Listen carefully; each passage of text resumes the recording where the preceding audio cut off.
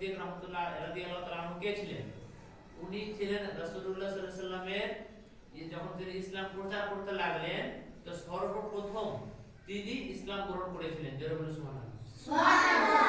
আবু বকর সিদ্দিক এরকম ব্যক্তি, উনাকে সিদ্দিক বলা হয়, তোমরা জানো?